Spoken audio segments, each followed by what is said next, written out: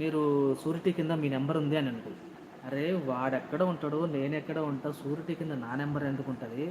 నువ్వు ఒకసారి నా నెంబర్ కొట్టే ముందు నా పేరేం పడింది చూసినావంటే, చూడలేదు సార్ నేను లాయర్‌ని, అడ్వకేట్‌ని అని చెప్పంగానే సారీ సార్ కానీ అతను డబ్బులు కట్టట్లేదు. మీ నెంబరు మాకు ఫార్వర్డ్ అయింది. ఈ నెంబర్‌కి కాల్ చేసి అడగండి అని అన్నాడు. అయినా నా నెంబర్ ఎట్లొచ్చిందని నేను కొంచెం గట్టిగా అడిగేసరికి, సార్ డేటా మాకొస్తది. మా డేటా ప్రకారం మేము కాల్ చేసి అడుగుతామని అన్నాడు. సరేలే ఆ పిల్లోడు కరెక్ట్ కట్టింటాడు. కట్టకపోతే ఆ పిల్లోడిని అడుగు నువ్వైతే నన్ను ఫోన్ చేయొద్దని ఫోన్ పెట్టేసిన తర్వాత మళ్ళీ అతనికి వాడికి ఫోన్ చేసి అడిగితే, అవును అంతా కట్టేసినా అయినా 2000 ఎంతో చిల్లర ఉందన్న అది కట్టేస్తాను. ఈరోజు ఈవినింగ్‌లో పోయి కట్టేస్తాను అని చెప్పినాను. అంతలోనే నీకు కాల్ వచ్చిందని ఆడు పోయి కంపెనీ దగ్గర పోయి గోలగోల చేసిండు. అట్లా సో చూడండి ఇదొక ఇన్సిడెంట్. ఇంకోటొచ్చేసి మా ఫ్రెండ్ ఒకతనున్నాడు. వాడు హైదరాబాద్‌లో క్రెడిట్ కార్డ్స్ చాలా ఇచ్చేవాళ్ళు గదా! Credit cards.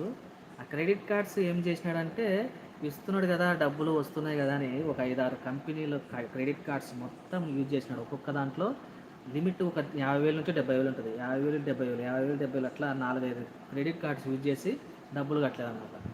వాడు ఇంక మామూలుగా ఉంటార్రా వాళ్ళు. వాడి నెంబరు, వాళ్ళ వైఫ్ నెంబరు, వాళ్ళ అమ్మ నెంబరు, వాళ్ళ నాన్న నెంబరు, ఆ చుట్టుపక్కల ఉంటారు కదా ఫ్రెండ్స్ సర్కిల్ వాడి కాల్ లిస్టులో ఎన్ని నెంబర్లు ఉంటే అన్ని నెంబర్లకు ఫోన్ చేసి హరాస్ చేసినాడు. ఇంకేం చేయాలో తెలియక వాడు నన్ను కన్సల్ట్ అయితే, వాడు దగ్గర దగ్గరగా 5, 6 కంపెనీలు కాదు మొత్తం లిస్ట్ తీస్తే 12 బ్యాంకులకి దగ్గర దగ్గర ఒక 15 లక్షలు బాకీ ఉన్నాడు. 12 బ్యాంకులకి లీగల్ నోటీస్ సర్వ్ చేసినాం. ఏది సో ఫైనాన్స్ ప్రాబ్లము, ట్రబుల్ వచ్చింది, మార్కెట్ పడిపోయింది, కరోనా టైంలో జాబ్ పోయిందని చెప్పేసి ఒక 6 నెలలు టైం అడిగింది.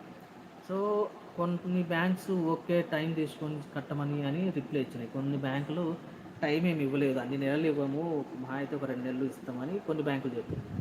అట్లా మనం ఒక కంపెనీలో డబ్బులు తీసుకొని కట్టకుండా ఎగరగొడితే ఖచ్చితంగా మన నెంబరే కాదు మన మన మొబైల్లో ఉండే అన్ని నెంబర్లకి వాళ్ళు కాల్ చేసి చెప్తారనమాట. పలానా అబ్బాయి పలాని బ్యాంకులో లోన్ తీసుకున్నాడు, డబ్బులు కట్టట్లేదు, ఖచ్చితంగా మీరు డబ్బులు కట్టించండి, లేదంటే మీరు షూరిటీ కింద మీరు పెట్టినారు, మీకు లీగల్ నోటీసులు వస్తాయి, కోర్టుకు రావాల్సి వస్తుందంట.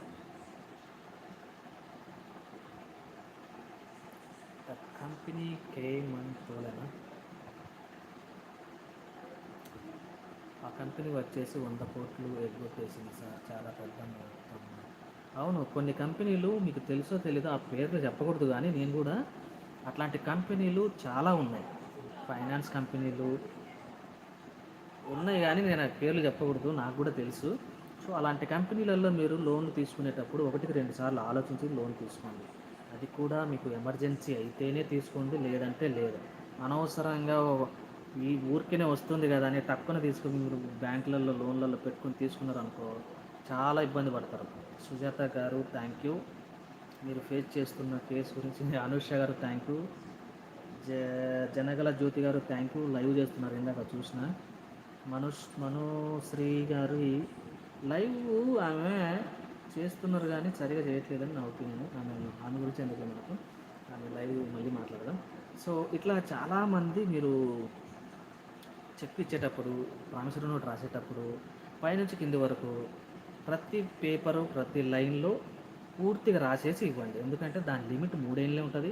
చెక్ అనేది ఎప్పుడైనా చేసుకోవచ్చు, కానీ చెక్కులు కొన్ని కంపెనీలకి, రిజిస్టర్డ్ కంపెనీలకి ఎప్పుడు ఇచ్చినా వాళ్ళు మనము ఒక 10 ఏళ్ల క్రితం మనం ఒక చెక్ ఇచ్చింటాం రిజిస్టర్డ్ కంపెనీలు, కానీ 15 సంవత్సరాల తర్వాత ఆ కంపెనీపై మన మీద చీటింగ్ కేసు పెట్టినారనుకో అది చెల్లుతుంది.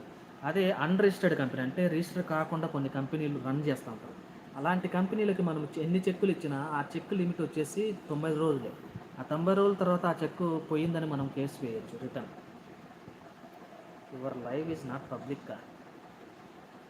మీ లైవ్ పబ్లిక్లో లేదండి. నా లైవ్ పబ్లిక్లో లేదా, ప్రైవేట్లో ఉందా?